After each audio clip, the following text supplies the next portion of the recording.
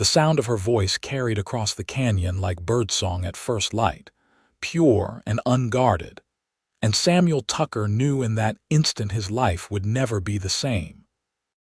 He had been riding since midnight, pushing his gelding hard to reach Valentine, Nebraska, before the summer heat became unbearable, when the melody stopped him cold on the dusty trail. The woman stood on a weathered porch of a small homestead at the edge of town, her back to him, singing to herself as the dawn painted the sky in shades of rose and gold. She wore a simple cotton dress, her dark hair loose and falling past her shoulders, and she sang as if the whole world belonged to her alone. Samuel dismounted quietly, not wanting to disturb her, though his horse snorted and shuffled its hooves. The woman stopped mid-note and turned, her hand flying to her throat. Even from 20 yards away, he could see the color rising in her cheeks. "I apologize, miss," Samuel called out, removing his hat. "I did not mean to startle you. Your singing just caught me by surprise.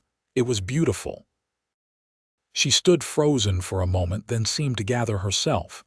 "You have been riding all night?" "Yes, madam, heading into Valentine for work." "You look half dead. There is a water pump around the side if you need it." Samuel hesitated, then nodded his thanks. He led his horse around the side of the small house, noticing how well kept everything was despite its modest appearance. The garden was carefully tended, the fence mended with precision, the whole place speaking of someone who took pride in what little they had. He worked the pump handle, filling his canteen and cupping water for himself and the gelding.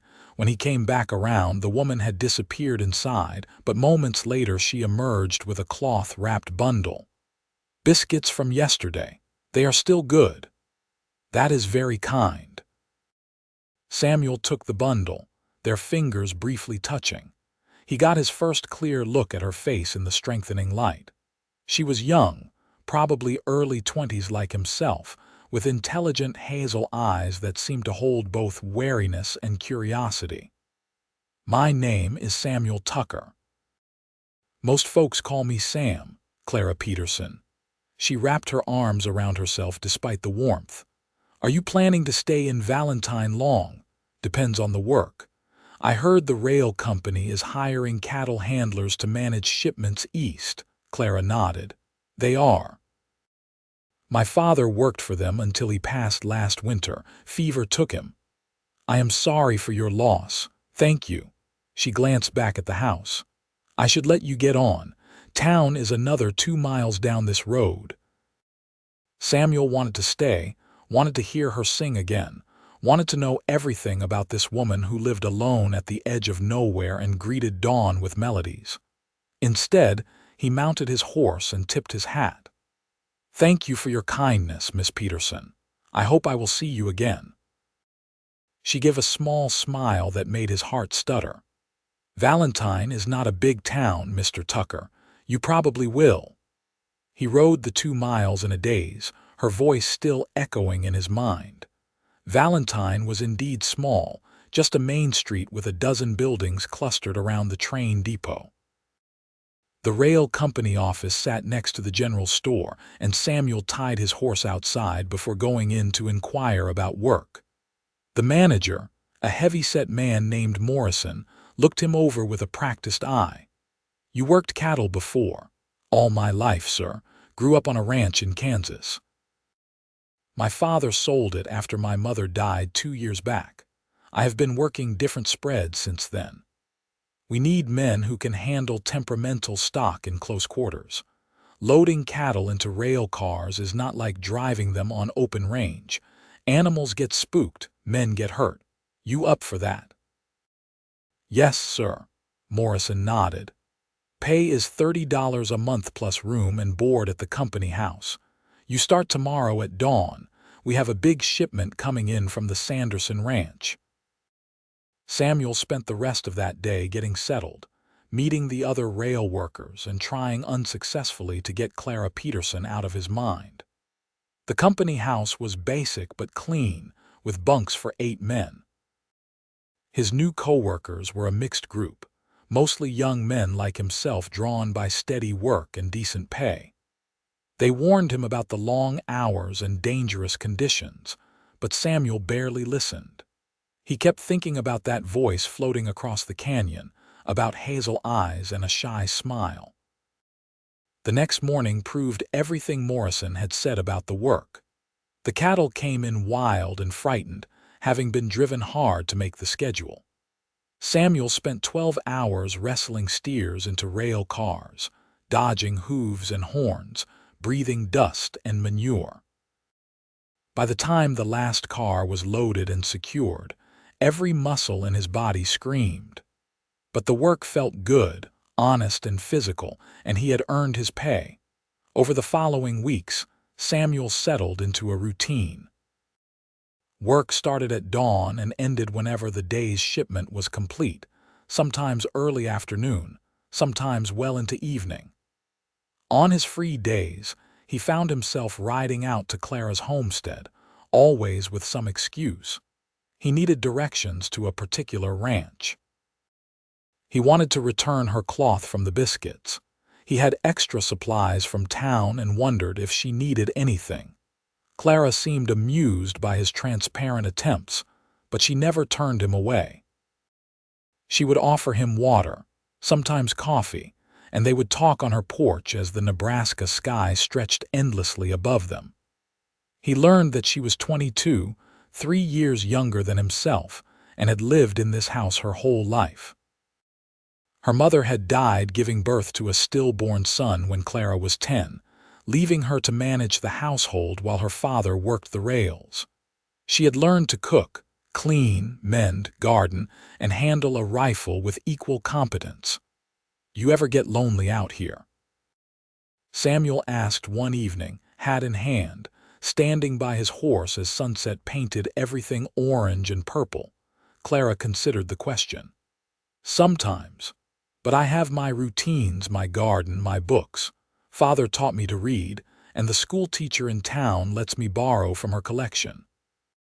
I am reading about Egypt right now. Can you imagine pyramids so large they can be seen for miles? I cannot imagine much beyond Nebraska if I am honest," she smiled. "Then we are both dreamers in our own way. You dream of places you might go. I dream of places I will probably never see." "You could leave," Samuel said carefully. "Sell this place, go somewhere new." "And do what?" "A woman alone needs means, needs connections. This homestead is all I have. Father proved it after serving in the war, built this house with his own hands. I will not give that up easily." She looked at him directly. "Why do you keep coming back here, Sam?" His heart hammered. "I think you know why. I want to hear you say it. Because I cannot stop thinking about you. Because I heard you singing that first morning and something in me just woke up. Because every moment away from you feels like wasted time." The words tumbled out raw and unpolished. "I know I do not have much to offer. I am just a rail worker with some savings and a decent horse. But I am steady and I am honest, and I would work every day of my life to make you happy if you would let me." Clara stood very still, her eyes shining with unshed tears. "You barely know me. Then let me know you, let me court you proper. Sam." She wrapped her arms around herself, that same protective gesture he had seen before. "My father left debts I am still working to pay. The bank in town holds a note on this property. I make money taking in mending and laundry, selling eggs and vegetables, but it is never quite enough. Any man who ties himself to me inherits those problems. How much?" "What? How much do you owe the bank?" Clara shook her head. $200. Might as well be 2,000 for all I can manage it. I pay what I can each month, but the interest means I am barely making progress." Samuel did quick calculations in his head. He had been saving his pay carefully, living frugally. "I have $90 saved. If I keep working through winter without touching my wages, I could have the rest by spring. We could pay it off together. You would do that?" Risk your savings on someone you have known less than 2 months? Yes. The answer came without hesitation. I would do that and more. Clara turned away, but not before he saw tears spill down her cheeks. When she spoke, her voice was thick with emotion. No man has ever offered me anything like that. Most men in town look at me with pity or see me as damaged goods because I am poor and alone. You look at me like I am something precious. Because you are. Samuel stepped closer, close enough to smell the lavender soap she used. Clara, I know this is fast. I know we should take more time. But something in me recognized something in you that first morning, and I do not want to waste time pretending otherwise. Let me court you. Let me help with the debt. Let me be part of your life. She turned back to him, tears streaming freely now. What if I disappoint you? What if the reality of me is not as good as whatever you have built up in your head? Then I will love the reality even more because it will be true. Clara laughed through her tears, a sound that made his heart soar. You are either the sweetest man alive or completely insane. Maybe both. He reached out slowly, giving her time to pull away, and gently wiped tears from her cheek with his thumb. Will you let me try? Yes, she whispered.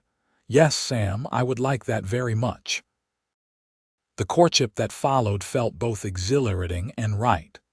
Samuel visited every free moment he had, bringing small gifts when he could afford them. A ribbon for her hair, a book of poetry from the store, fresh meat when the rail workers slaughtered a steer. They would sit on her porch and talk for hours, about everything and nothing. She told him about growing up essentially alone, about teaching herself to survive, about the songs her mother used to sing that she still remembered. He told her about his childhood on the Kansas ranch, about losing his mother to consumption, about his father's grief-stricken sale of everything they had built. You resent him for it? Clara asked one cool October evening, a blanket wrapped around her shoulders. I did at first. That ranch was generations of work, of family history, but I understand now. Every corner of that place reminded him of her. He could not heal there. Where is he now? Denver, last I heard. He found work at a lumber mill, remarried a widow with 3 children. He wrote once to tell me to ask if I was angry. I wrote back that I wanted him to be happy. Samuel studied his hands. I meant it, but part of me felt orphaned all the same, like I lost both parents instead of just one. Clara reached over and took his hand. The gesture was simple but profound, her small hand warm in his calloused one. You are not alone anymore. Neither are you. As autumn deepened into winter, their relationship deepened as well. Samuel met Clara at church on Sundays, enduring the speculative looks from townspeople who had known her all her life. He learned that she had a sharp wit and a stubborn streak a mile wide, that she could shoot better than most men, and had once chased off a would-be thief with nothing but a frying pan and pure fury. She learned that he had a gentle way with animals, that he could read but not write very well, that he sang off-key but tried anyway because it made her laugh. The first time he kissed her, snow was falling softly outside her door. He had come by after work with firewood he had cut and split, stacking it neatly on her porch. When he finished, she invited him in for coffee, a rare intimacy since they usually stayed outside to preserve her reputation. But the temperature had dropped below freezing, and she worried he would catch cold. Inside, her home was small but cozy, everything carefully arranged and clean. A fire crackled in the stone fireplace her father had built. Books lined a shelf made from rough planks. A quilt her mother had made lay across the bed in the corner. Clara poured coffee into 2 tin cups, her hands shaking slightly. Are you nervous having me inside? Samuel asked gently. A little. Not of you, just of what people might say. We are not doing anything wrong, I know. But reputation matters, especially for a woman alone. She handed him his coffee and sat across from him at the small table. Sam, I need to tell you something. His stomach clenched. All right. I went to the bank last week. I wanted to see exactly how much I still owed to make a plan. She took a breath. The manager, Mr. Hensley, he made me an offer. He said if I was willing to be his mistress, he would forgive the entire debt. Rage flooded through Samuel so intense he had to set down his cup before he crushed it. That bastard. I told him no, of course. Told him I would pay every cent honestly or lose the property trying. But Sam, he is not going to stop. He has been circling me like a vulture since father died, making comments, finding excuses to stop by. Now that you and I are courting, I think it makes him worse. I will kill him. No, you will not. Clara's voice was firm. You will not ruin your life over trash like him. I just needed you to know in case he tries to cause trouble for us. Samuel stood and paced the small room, trying to master his anger. Clara watched him quietly until he finally stopped and looked at her. Marry me, she blinked. What? Marry me? Not someday, not eventually. Now, this winter. If you are my wife, he cannot touch you. We pool our money, pay off the debt together, and tell Hensley to go to hell. He crossed to her, dropping to one knee beside her chair. I know this is not how I planned to ask. I wanted to wait until spring, until I had more saved, until I could offer you something better. But Clara, I love you. I have loved you since I heard you singing in the dawn. Marry me and let me spend my life proving it. Tears spilled down her cheeks again, but she was smiling. You are insane. Is that a yes? You really want to tie yourself to me, to my debts and my problems and my stubborn pride? Yes, all of it. Every single part. Clara cupped his face in her hands. Then yes, Sam Tucker, I will marry you. I love you too, so much it terrifies me sometimes. He kissed her then, gentle and reverent, tasting coffee and salt from her tears. She kissed him back, her hands sliding into his hair, and for a long moment the whole world contracted to just the two of them, warm and safe inside while snow fell outside. They married 3 weeks later in a simple ceremony at the small church in Valentine. Clara wore her mother's wedding dress, altered to fit, and carried wildflowers preserved from summer. Samuel wore his best shirt and pants, his boots polished until they shone. The preacher's wife and the schoolteacher served as witnesses. Most of the town attended, curious about the rail worker who had won Clara Peterson's heart so quickly. The reception was modest, held in the church hall with food contributed by various townspeople. Samuel noticed Hensley in the back, his face red and angry, but the banker left without causing a scene. Clara's hand trembled in his as they cut the cake, and he squeezed gently, reassuring. That night they returned to her homestead, now their homestead, and consummated their marriage with tenderness and care. Samuel had been with women before, brief encounters that meant little, but this was different. This was Clara, his wife, his love, and he treated her like the precious thing she was. She was nervous at first, admitting she knew the basics but had no experience. He went slowly, learning what she liked, showing her pleasure, and when they finally joined together, it felt like coming home. Afterwards, they lay tangled together in her small bed, the quilt pulled over them against the winter cold. Clara traced patterns on his chest, her head tucked under his chin. "What are you thinking?" he asked. "That I am happy, that I did not know I could feel this way." She tilted her head to look at him. "Thank you for being patient with me. Always." He kissed her forehead. "We have our whole lives to learn each other." The winter proved hard but manageable. They lived frugally, combining their resources, and by February they had saved enough to make a significant payment on the debt. Samuel went to the bank with Clara, presenting $150 and a plan to pay the remaining $50 within 3 months. Hensley looked at the money with barely concealed frustration. "This does not cover the accumulated interest." The agreement my father signed specified 5% annual interest on the principal, Clara said firmly. By my calculations, we owe exactly $200 total, of which we are paying $150 today. If you have been charging more than agreed, that is fraud. The banker's face went purple. You should watch your accusations, Mrs. Tucker. And you should watch your lending practices, Mr. Hensley. Samuel leaned forward, his voice deadly quiet. We are paying this honestly and on time.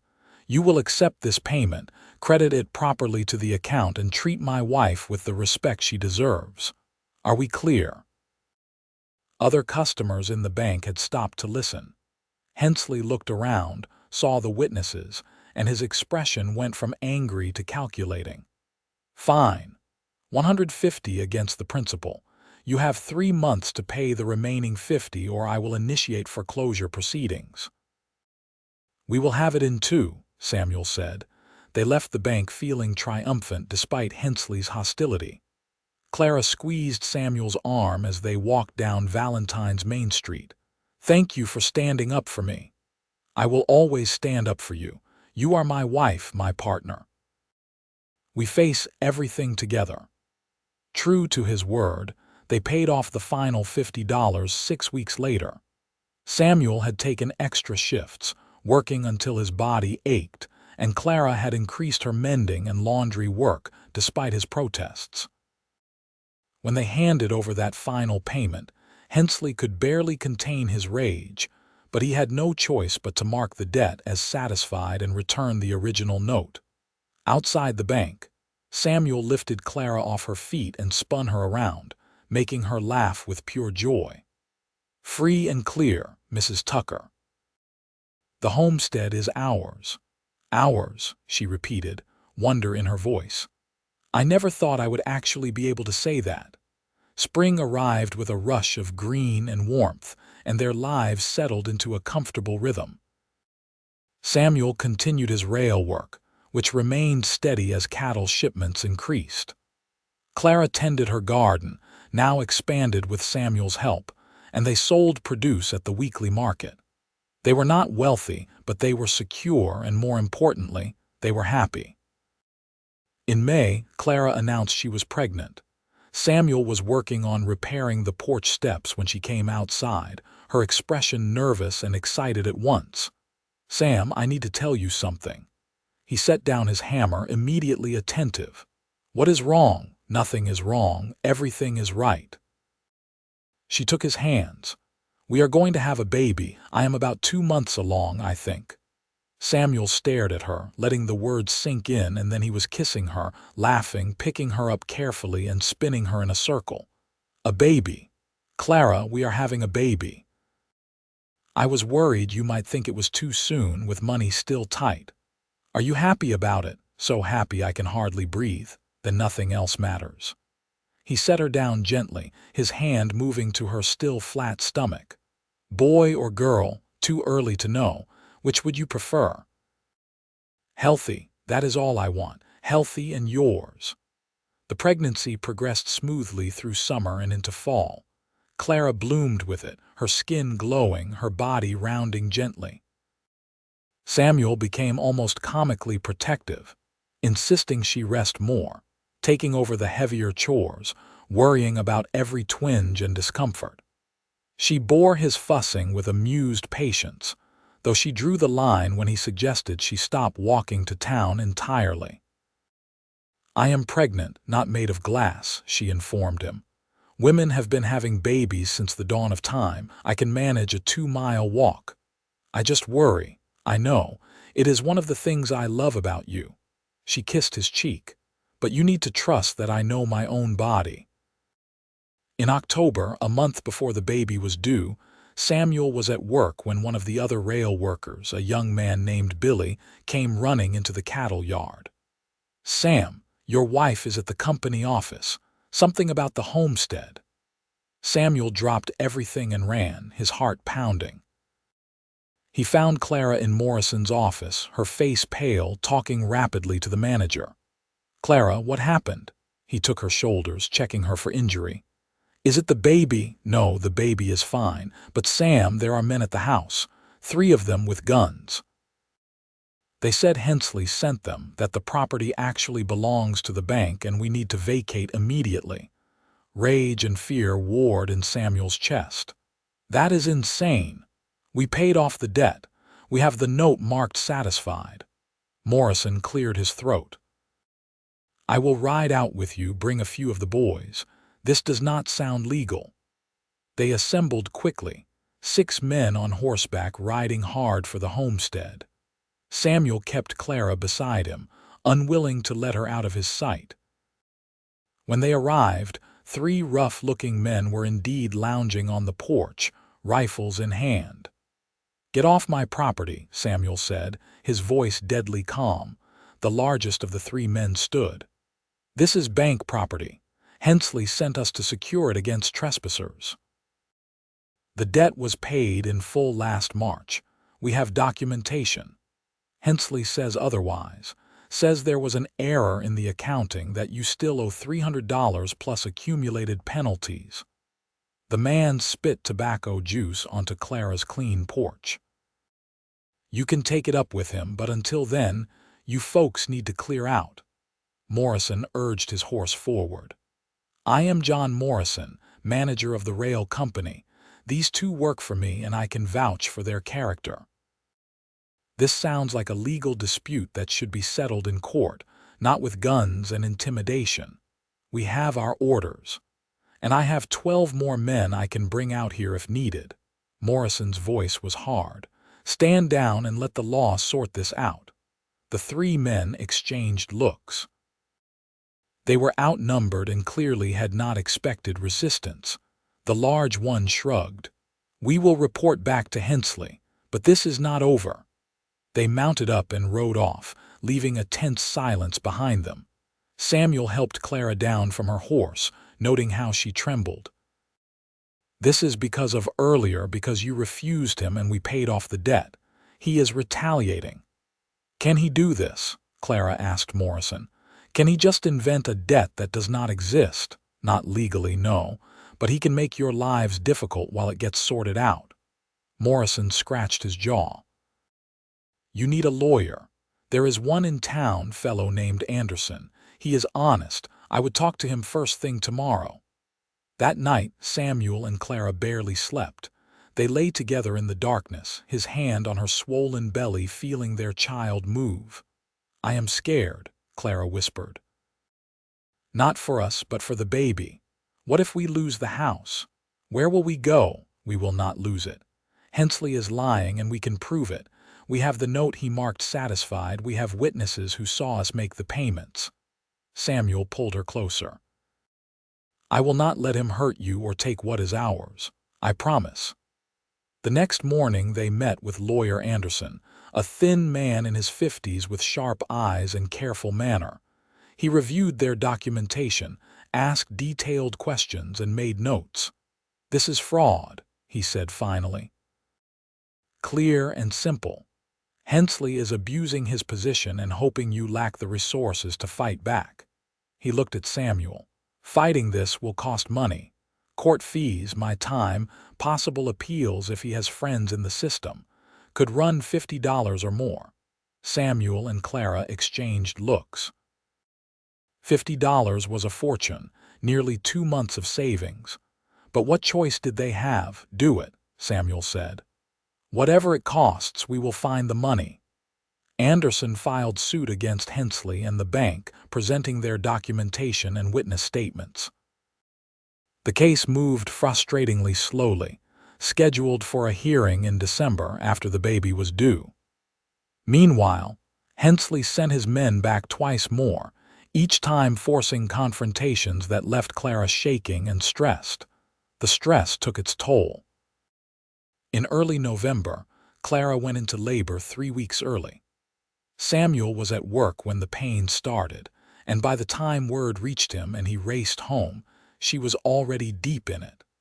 The doctor from town arrived shortly after Samuel did, a capable older woman named Dr. Marjorie Sutton, who had delivered half the babies in the county. First babies often come early, Dr. Sutton said calmly, examining Clara. "Everything looks normal. This is just going to take time." The labor lasted 16 hours. Samuel stayed with Clara the whole time, holding her hand, wiping her face with cool cloths, feeling helpless and terrified as she endured wave after wave of pain. She was so strong, his Clara, gritting her teeth through contractions that had to be agony, never once complaining, just focused on bringing their child into the world. Finally, as dawn broke for the second time, a baby's cry split the air. Dr. Sutton worked efficiently, cutting the cord, cleaning the infant, wrapping it in a blanket. "You have a son, Mrs. Tucker. Small but healthy." Clara sobbed with relief and joy as the doctor placed the tiny bundle in her arms. Samuel stared at his son, overcome with emotion so powerful he could not speak. The baby was red and wrinkled and perfect, with a shock of dark hair and eyes that would probably be hazel like his mother's. "Hello, little one," Clara whispered, tears streaming down her exhausted face. "We have been waiting for you." Samuel found his voice. "He is beautiful. You are beautiful. Clara, you are amazing." "We should name him after your father," Clara said, looking up at him. "What was his name, Stanley?" "But Clara, we do not have to. Stanley Tucker, Jr.," she smiled. "Little Stan. Does that sound right?" Samuel kissed her forehead, then gently kissed his son's tiny head. "It sounds perfect." Dr. Sutton stayed for 2 days, making sure both mother and baby were recovering well. Samuel barely left their sides, learning to change diapers, watching in awe as Clara nursed their son, marveling at how something so small could be so completely perfect. The joy of Stanley's birth was dimmed only by the ongoing legal battle. The hearing was set for mid-December, and Anderson prepared their case meticulously. Samuel had to miss work to attend court, costing him a day's pay they could barely afford, but there was no choice. The courtroom was small and stuffy, packed with curious townspeople. Hensley sat with his own lawyer, looking confident and smug. The judge, an elderly man named Whitmore, reviewed the documents with painful slowness. Anderson presented their case first, laying out the original debt, the payment schedule, the final satisfaction of the note, and Hensley's subsequent claims of additional debt. He called Morrison as a witness, who testified to Samuel's character and steady employment. He called the bank clerk who had processed the final payment, who confirmed receiving the money and marking the account satisfied. Hensley's lawyer argued that there had been errors in the original calculations, that additional fees and penalties were owed, that the note had been marked satisfied incorrectly. But when pressed for documentation, he produced nothing but vague assertions and recalculations that did not match any previous agreement. Judge Whitmore listened to everything, made notes, and finally rapped his gavel. "I am ready to rule." The original debt agreement between Mr. Peterson and the bank specified a principal of $200 at 5% annual interest. The defendants have provided clear documentation of payments totaling this amount. The plaintiff has provided no documentation supporting his claim of additional debt. Furthermore, the timing of this claim, coming nearly a year after the account was marked satisfied, and after the defendants refused other interactions with Mr. Hensley, suggests improper motivation. Hensley started to object, but the judge cut him off. "I find in favor of the defendants. The debt is satisfied and the property belongs free and clear to Mr. and Mrs. Samuel Tucker.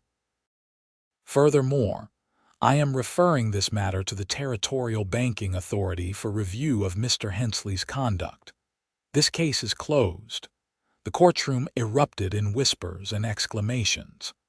Samuel grabbed Clara, who had brought baby Stanley wrapped warmly against the cold, and hugged them both. Anderson shook his hand vigorously. "It is over. The house is yours legitimately and legally. Hensley cannot touch you now."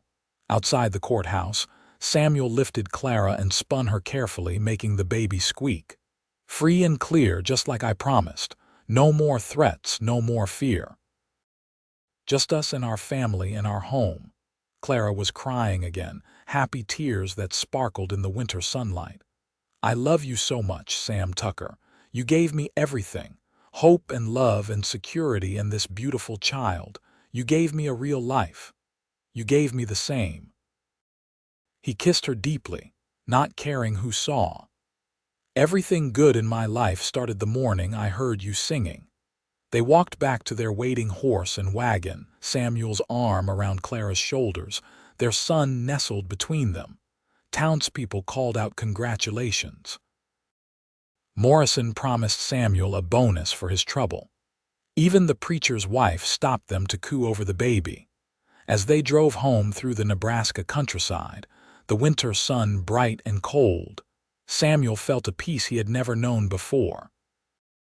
He had a wife he adored, a healthy son, a home that was truly theirs, and honest work that paid fair wages. It was more than he had ever dreamed possible. That morning, he heard a voice singing in the dawn. The years that followed were good ones. Samuel continued working for the rail company, eventually becoming a supervisor with higher pay and more reasonable hours. Clara expanded her garden into a significant operation, selling produce and preserves at market and to the local store. The homestead prospered as they reinvested their earnings into improvements. A larger barn, better fencing, fruit trees that would take years to mature, but represented faith in their future. Stanley grew from a small infant into a sturdy toddler with his mother's hazel eyes and his father's determination. He was walking by 10 months, talking by 18 months, and proving himself to be intelligent and curious about everything around him. When Stanley was 2 years old, Clara discovered she was pregnant again. This pregnancy was easier than the first, perhaps because she knew what to expect, perhaps because their lives were more settled. Samuel was still protective, but had learned to trust her judgment, though he drew the line at her lifting anything heavy. Their daughter, Catherine, arrived in July during a thunderstorm that shook the house. Dr. Sutton delivered her again, and this time the labor lasted only 8 hours. Catherine was bigger than Stanley had been, with a lusty cry and her father's darker coloring. She was strong and demanding from the start, nursing vigorously, refusing to be ignored. "She is going to be a handful," Clara said, exhausted but smiling as she held her daughter while Samuel kept Stanley entertained. "Takes after her mother, then." Samuel dodged the pillow Clara threw at him, laughing. With 2 small children, life became busier and more chaotic. Samuel often came home from work to find Clara covered in dirt from the garden, both children helping in ways that created more work, but always with smiles on their faces. Their little family was loud and messy and completely wonderful. When Stanley was 4 and Catherine 2, the Transcontinental Railroad finally reached its planned extent, and the cattle shipping business in Valentine changed. The rail company needed fewer cattle handlers as the system became more efficient and consolidated. Morrison called Samuel into his office with regret on his face. "Sam, you know I think the world of you, but I have to cut back on staff. You are a supervisor, so you are safe, but the pay is going to drop. I am sorry." Samuel nodded slowly, thinking. The pay cut would be significant, enough that they would have to make changes. How much? $20 a month instead of 40. That was substantial. Samuel thanked Morrison for the warning and rode home slowly, trying to figure out how to tell Clara. But when he arrived, he found her in the garden with both children, all of them laughing as Stanley chased Catherine around the tomato plants. She looked up at his approach, reading his expression immediately. That evening, after the children were asleep, they sat at their kitchen table, now larger and sturdier than the original, and talked through their options. "We can survive on $20 a month plus what I make from the garden," Clara said slowly. "But it will be tight, with no room for emergencies or savings. I could look for other work, but there is not much in Valentine beyond ranching, and that means being gone for weeks at a time during drives." Samuel rubbed his face. "I hate the idea of being away from you and the children." "What if we expanded the farm operation?" Clara said thoughtfully. "We have the land. We could get chickens for eggs, maybe a milk cow.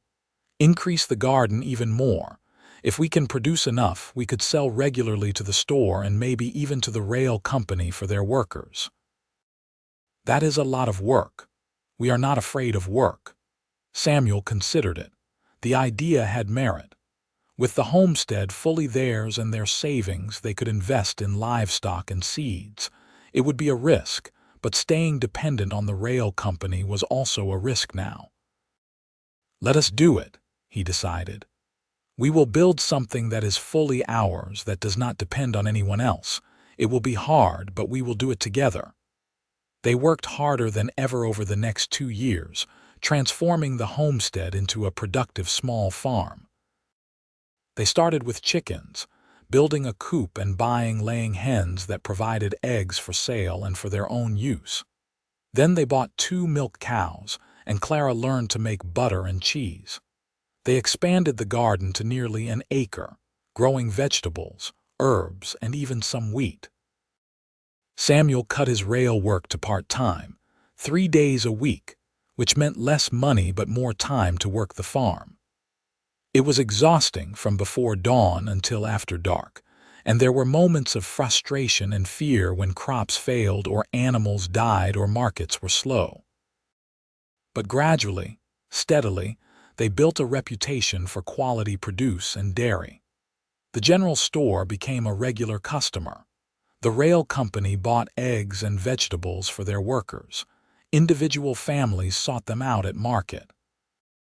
By the time Stanley was 7 and Catherine 5, the farm was producing more income than Samuel's rail supervisor position had. They were not wealthy, but they were comfortable, and more importantly, they were independent. Samuel officially left the rail company with Morrison's blessing and a standing offer to return if he ever needed to. "You built something good, Sam," Morrison said, shaking his hand on his last day. "Not many men could do what you and Clara have done. You should be proud." Samuel was proud, but more than that, he was grateful. Grateful for Clara's intelligence and work ethic, for his children's health and happiness, for the land that sustained them, and most of all for that morning years ago when he had stopped to listen to a woman singing. The children grew and thrived. Stanley inherited his father's way with animals and his mother's sharp mind. He learned to read from Clara, who taught him in their kitchen using the books she had collected over the years. Catherine was more impulsive and adventurous, always getting into something, but clever and charming enough to usually avoid serious trouble. When Stanley was 10, he asked his father about the story of how his parents met. They were mending fence together, working in companionable silence when the question came. "Papa, how did you know Mama was the right person to marry?" Samuel paused in his work, looking at his son. "Why do you ask?" "Tommy Granger at church says people should marry for practical reasons, like combining land or resources. But you and Mama were not like that. You married because you loved each other, right?" "We did." "We do." Samuel set down his tools. "I heard your mother singing one morning at dawn, before I ever met her properly. Something about her voice, about the joy in it, just reached inside me and made me feel like I had finally found something I did not know I was looking for. And when I met her, when I got to know her, that feeling only got stronger. But you also helped her with the farm debt and everything, so it was practical too." "I suppose it was. But Stan, practical matters only work if the foundation is strong. Your mother and I love each other, genuinely and deeply. That love made us want to help each other, to build a life together. If we had married just for practical reasons without love, we never would have survived the hard times. Stanley nodded thoughtfully. I hope I find someone like that someday. You will. And when you do, you will know. Samuel ruffled his son's hair. Just keep your heart open and your intentions honest. That evening, Samuel told Clara about the conversation. She smiled and snuggled against him on their porch, watching the sunset paint the Nebraska sky in brilliant colors. He is growing up so fast. They both are. I know. Sometimes I miss when they were babies, when our biggest worry was getting them to sleep through the night. We will have grandchildren eventually. We can enjoy the baby stage again without the exhaustion. Clara looked up at him. Are you happy, Sam? With this life we have built, happier than I ever imagined possible. You, so happy it scares me sometimes, like it is too good to last.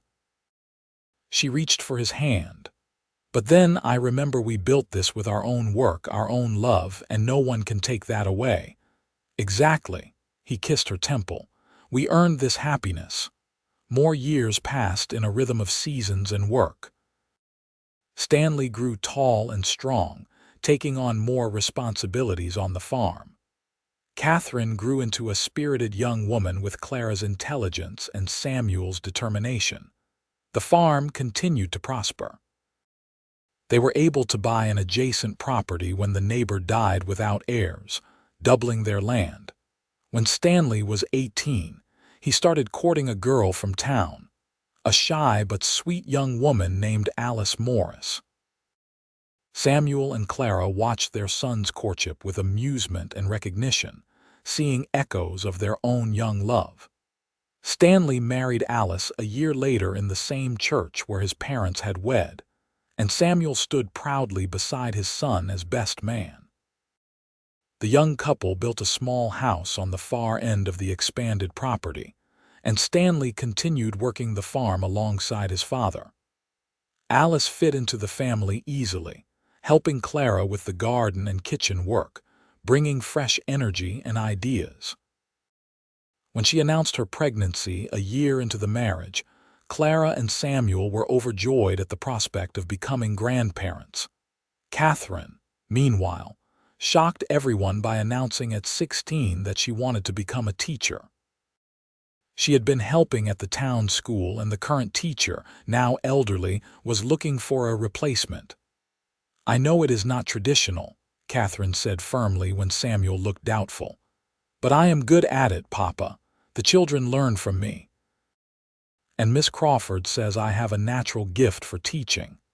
It is not that I doubt you, Samuel said carefully. I just want to make sure you are not limiting yourself. You could do anything you set your mind to. I want to teach. I want to give other children the gift Mama gave Stanley and me, the ability to read and learn and think. That matters. Clara, who had been listening quietly, spoke up. Let her try, Sam. If she hates it, she can always change her mind, but I think she will be excellent. Catherine did prove to be excellent. She completed her training with Miss Crawford and took over the school at 17, becoming the youngest teacher in the county. She was firm but fair with her students, innovative in her methods, and deeply committed to education. The town respected her despite her youth. When Stanley's first child was born, a daughter they named Rose, Samuel held his granddaughter and felt time fold in on itself. He was now the grandfather, the elder generation, with a family legacy spreading into the future. Clara stood beside him, tears in her eyes, both of them marveling at the miracle of this new life that had come from their love. We did good, Clara whispered, watching Alice nurse the baby while Stanley hovered protectively. We did better than good. We built something that will last. Over the next several years, their family continued to grow. Stanley and Alice had 3 children. Rose, followed by twin boys they named James and Joseph. Catherine eventually married a rancher from a neighboring county, a good man named David Preston who supported her teaching and did not try to change her. They had 2 children, a son named Michael and a daughter named Sarah. The farm expanded further as Stanley proved himself a capable manager, adding cattle and horses to their operation. The combination of crops, dairy, eggs, and livestock made them one of the most successful small farms in the region. They employed several workers during busy seasons, and the Tucker name became synonymous with quality and fair dealing. Samuel and Clara gradually stepped back from the day-to-day operations, though neither ever fully retired. Samuel still worked with the horses, which he loved, and helped with major decisions. Clara maintained a smaller garden for their own use and continued making preserves and cheese, more for enjoyment now than necessity. On their 20th wedding anniversary, Samuel took Clara on a trip to Denver, the first time either of them had been out of Nebraska since arriving there years before.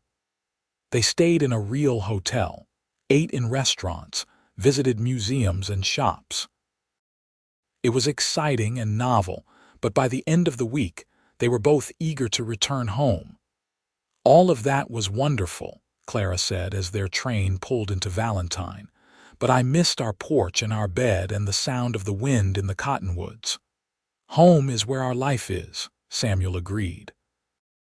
"Everything we built together is there." As they reached their 50s, age began to show in small ways. Samuel's joints ached in the mornings, especially in winter. Clara's eyes needed spectacles for close work. But they were still healthy and active, still deeply in love with each other, still finding joy in every day. They watched their grandchildren grow with delight.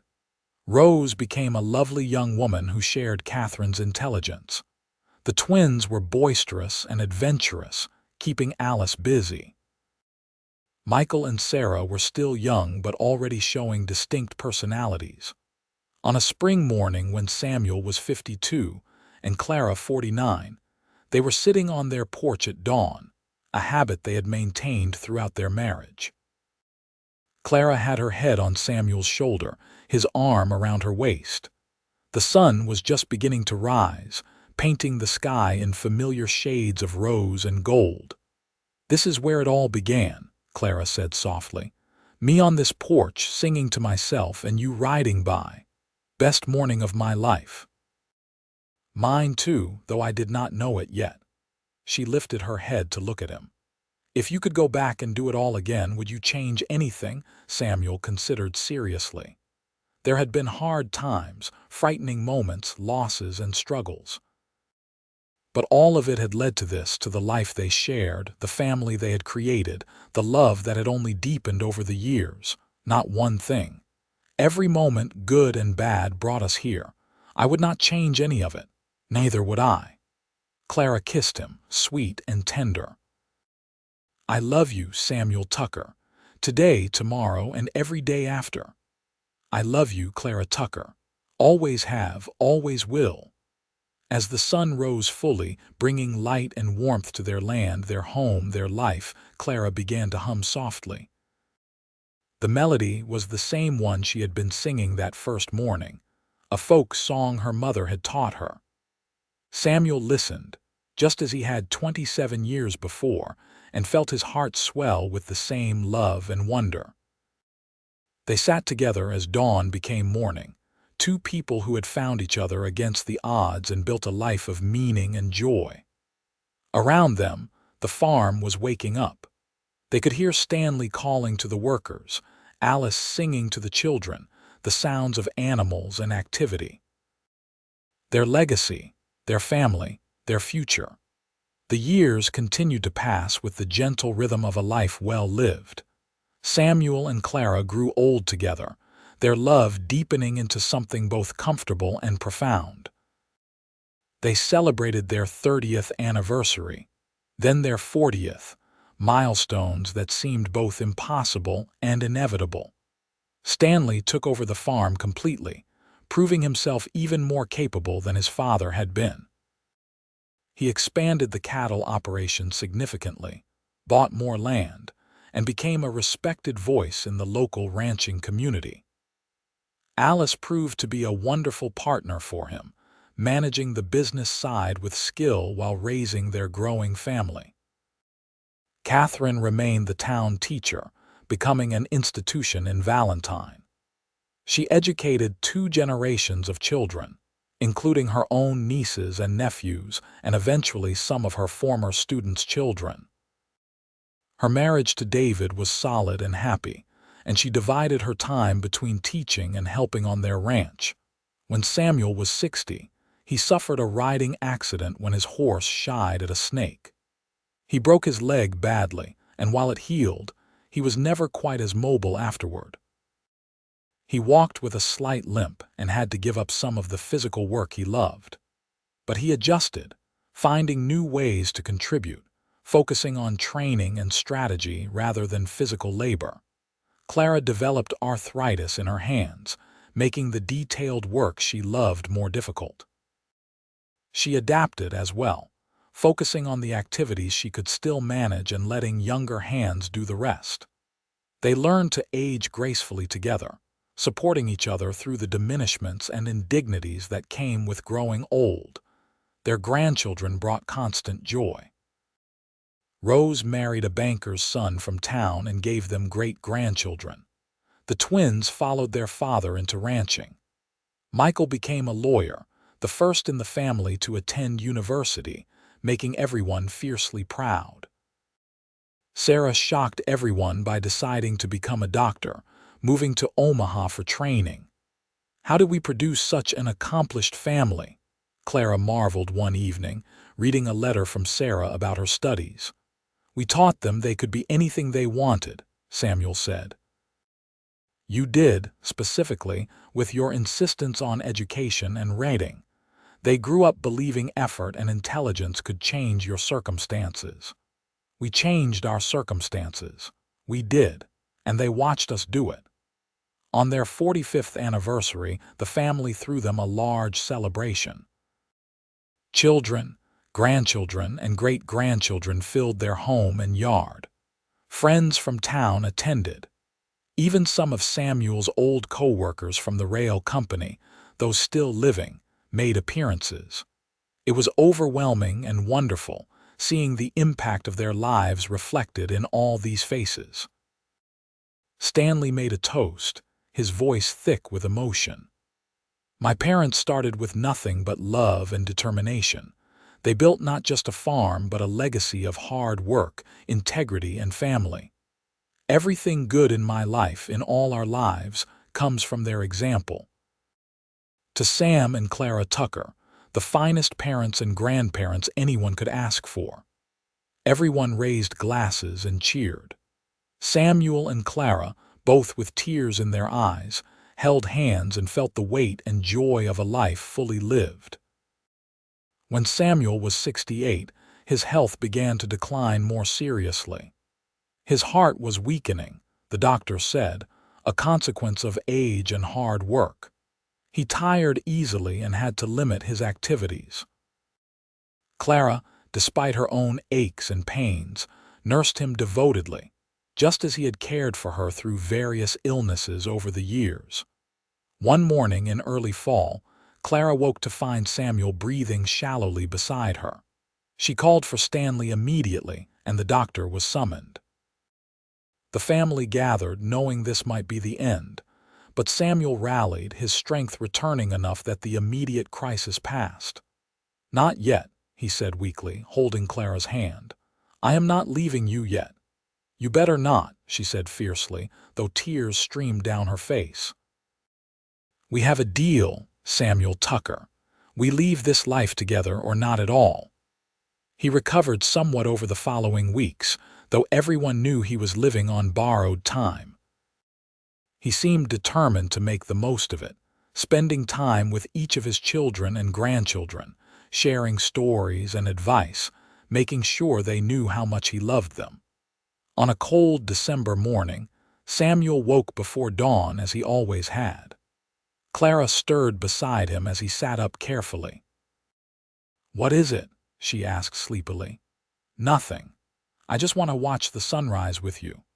Despite the early hour and cold, she agreed. They bundled up and made their way slowly to their porch, the same porch where they had spent so many mornings over the decades. The sky was just beginning to lighten, stars fading as dawn approached.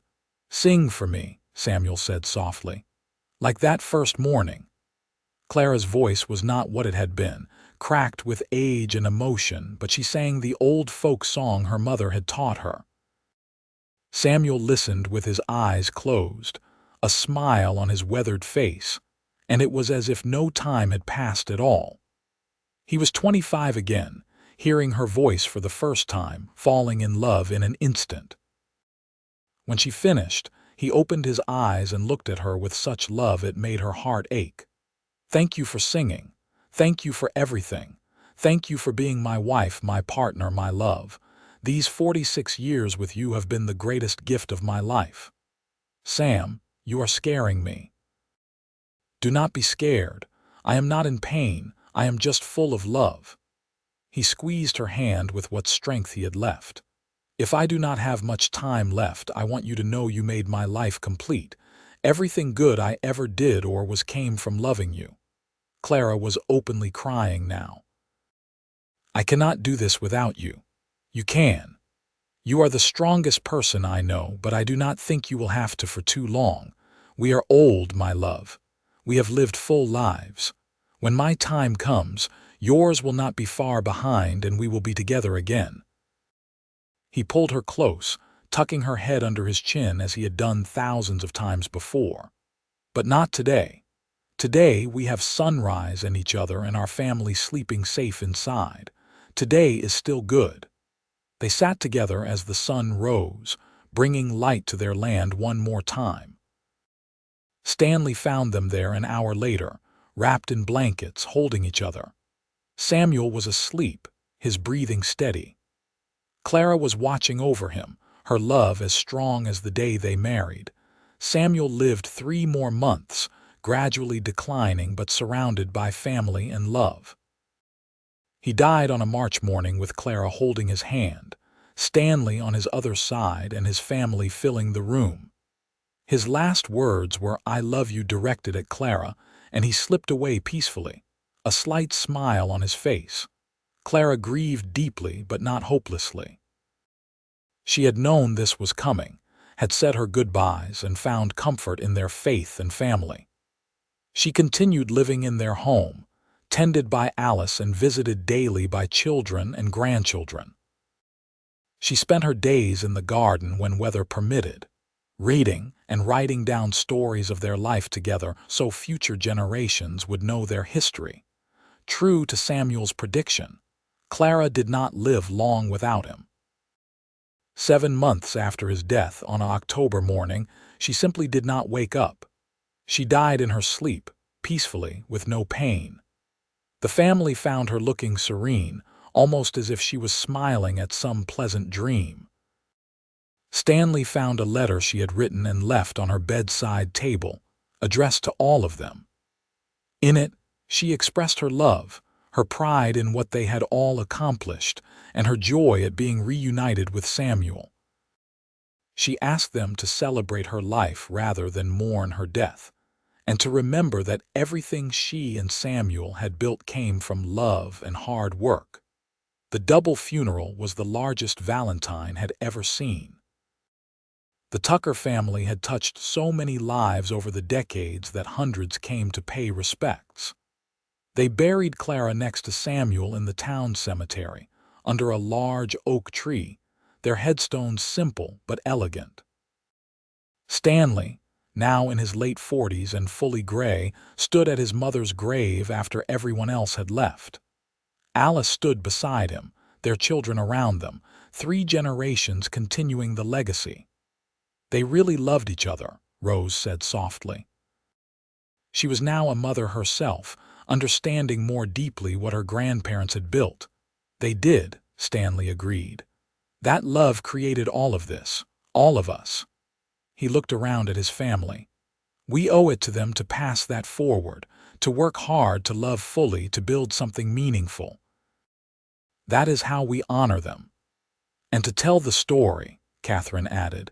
She had closed her school for the day to attend, to make sure future generations know about the young cowboy who heard a woman singing and fell in love.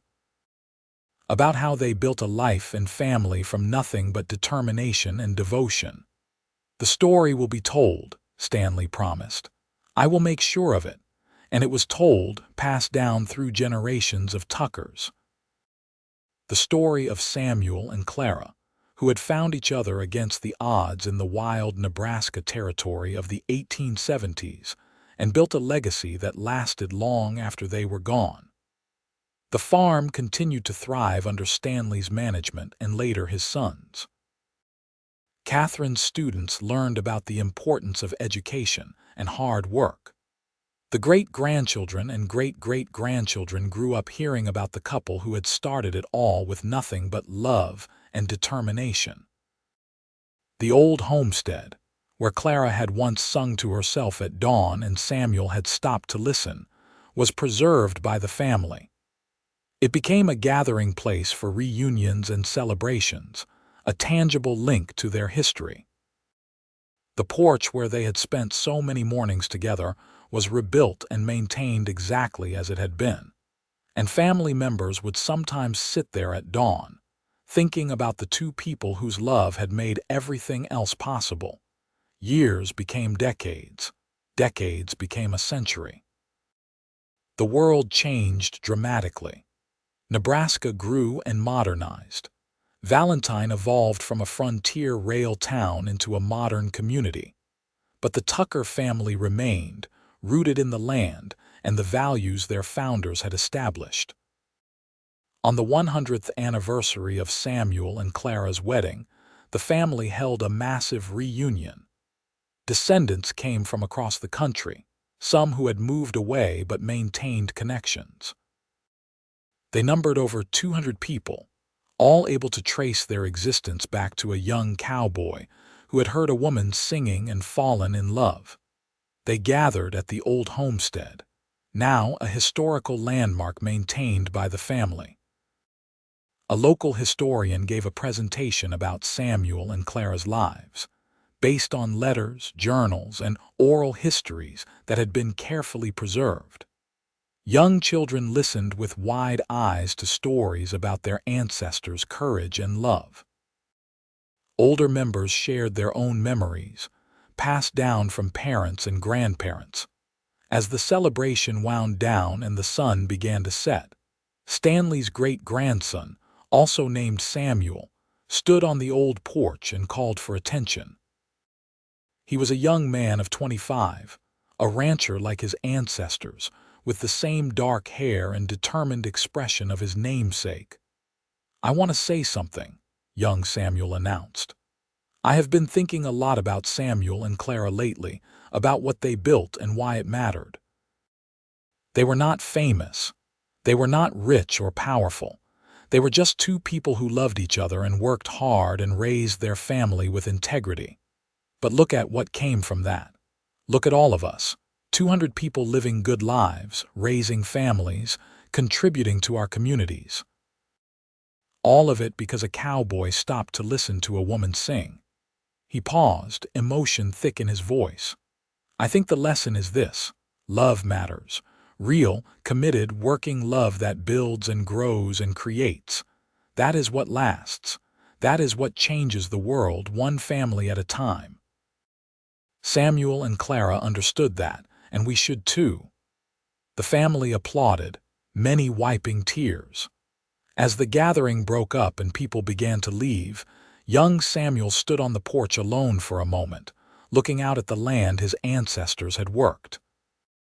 He could almost imagine a young man on horseback, stopping to listen to a voice carried on the dawn wind.